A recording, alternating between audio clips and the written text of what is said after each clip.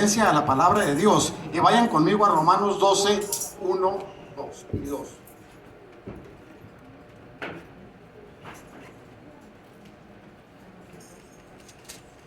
Cuando lo tengan me dicen con un amén. Romanos 12, capítulo 1, del 1 al 2. El que no tenga Biblia, júntese con un cristiano. ¿Listos, hermanos? Amén. Dice la palabra de Dios en el nombre del Padre, del Hijo y del Espíritu Santo. Así que, hermanos, os ruego por las misericordias de Dios que presentéis vuestros cuerpos en sacrificio vivo, santo, agradable a Dios, que es vuestro culto racional.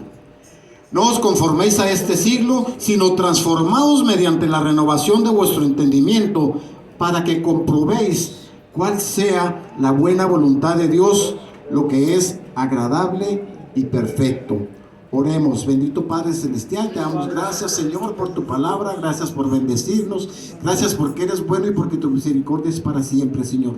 Gracias porque nos permites estar reunidos aquí en tu nombre para alabarte. Ya te alabamos con nuestro corazón, con nuestras canciones, con nuestra alabanza, Padre mío. Ahora te vamos a alabar, Padre Santo, con la predicación y poniendo, Señor, un corazón dispuesto para que esta palabra nos edifique, nos transforme y nos haga comprender, Señor, Padre Santo, lo mucho que nos amas, Padre Santo, porque te lo pedimos humildemente en el poderoso nombre de nuestro Señor Jesucristo, y a ti te damos la honra, la gloria y la adoración. La iglesia dice amén. Amén. Entonces pueden sentarse, mis hermanos.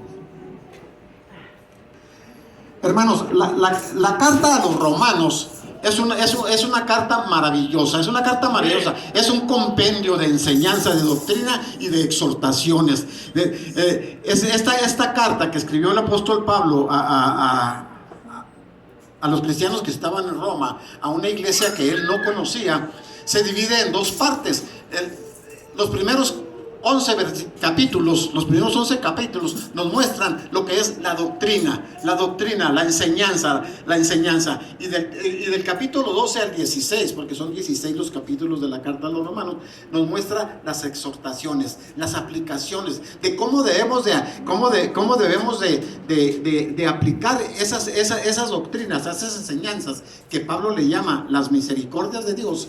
¿Cómo las debemos aplicarnos en nuestra vida? Del 12 en adelante nos enseña eso, y en los primeros 11 nos enseña las errores. Entonces, a partir del capítulo 12 es algo como un parteaguas, hermanos, es la bisagra de la carta, que divide la parte doctrinal a las exhortaciones, a la aplicación de la palabra, porque la palabra debemos vivirla, debemos comprenderla, debemos entenderla, debemos asimilarla, hermanos. Eso es lo importante, que nosotros dediquemos nuestro tiempo, un tiempo devocional, para analizar, meditar en la palabra de Dios. Las buenas noticias de salvación en Cristo para todo el que cree nos las muestra en el libro de los Romanos. Pablo introduce esta carta mostrándonos, aparte del capítulo 1, versículo 18, hasta el capítulo 3, versículo 20, la condición espiritual de toda la raza humana, del capítulo 1 al capítulo 3. Y nos da a entender qué es lo que Dios tuvo que hacer para proveer, para darnos esa obra maravillosa, obra de salvación que hizo a través de la obra y de la persona de nuestro Señor Jesucristo. Él hizo esa obra, Él ideó un plan maravilloso para que nosotros podamos ser salvos.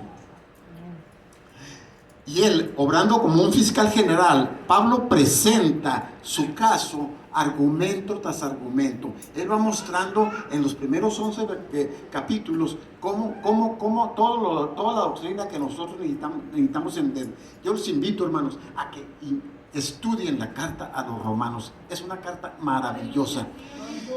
Dice, él llega a la conclusión en el capítulo 3, versículo 10, donde él nos dice que en el mundo entero no hay uno, no hay quien entienda, no hay quien busque a Dios.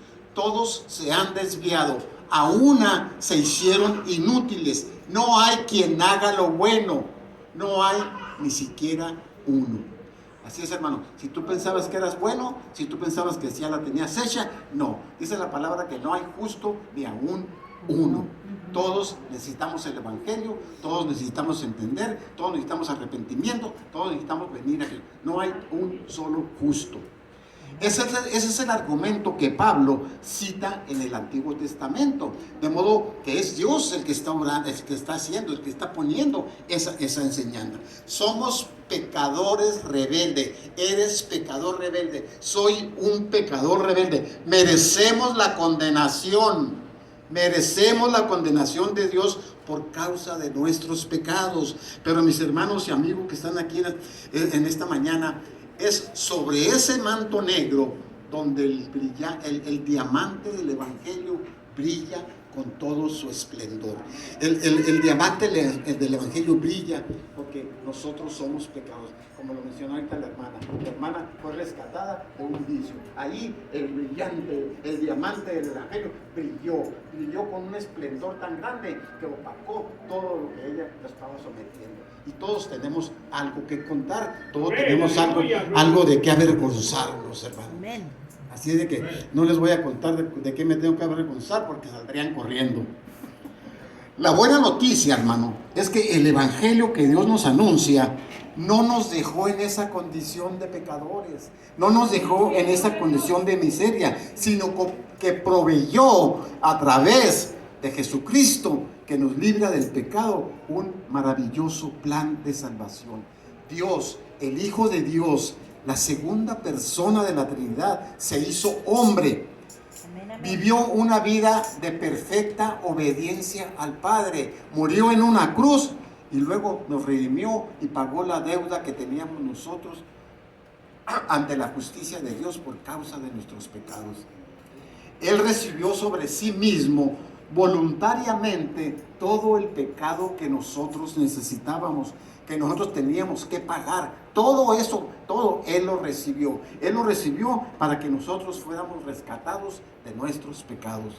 Eso es lo que vemos desde la mitad del capítulo 3 hasta el capítulo 5 de la carta. Cristo unió nuestras vidas por medio de la fe.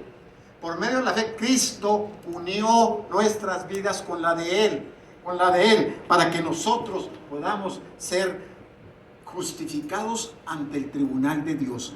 Por medio de eso, Él nos justificó y ahora nosotros somos, no que seamos justos, somos considerados justos ante el tribunal de nuestro Padre Celestial. Somos justificados. Somos declarados justos. De ahí lo que dice Pablo en Romanos 5:1. Por tanto, habiendo sido justificados por la fe, tenemos paz para con Dios. Romanos 5:1. Habiendo sido justificados por la fe, tenemos paz para con Dios. No tenemos controversias, podemos morirnos tranquilos. El creyente, el que ha sido justificado, el que ha obedecido y el que ha seguido sus mandamientos. Debido a nuestra unión con Cristo, y grábense esa frente en sus mentes, porque ahorita vamos a ver algo maravilloso, hermanos, que nos va a hacer comprender y entender lo maravilloso que es estar en la palabra de Dios. Hemos sido libertados de la esclavitud del pecado para que ahora podamos gradualmente ser santificados. El que es justificado va siendo santificado gradualmente, mediante un proceso, mediante algo escalonado. Poco a poco Dios nos va transformando, que ese es el propósito principal de nuestra salvación, ser transformados a la imagen de su Hijo Jesucristo. Eso en sí mismo es abrumadoramente extraordinario, hermano. Pero resulta mucho más sorprendente si consideramos el hecho de que la única razón, oye mi hermano, la única razón por la que ahora disfrutamos de todas esas bendiciones que fluyen de nuestra unión con Cristo, esas bendiciones que fluyen de nuestra unión con Cristo, es porque Él nos escogió de pura gracia antes de la fundación del mundo.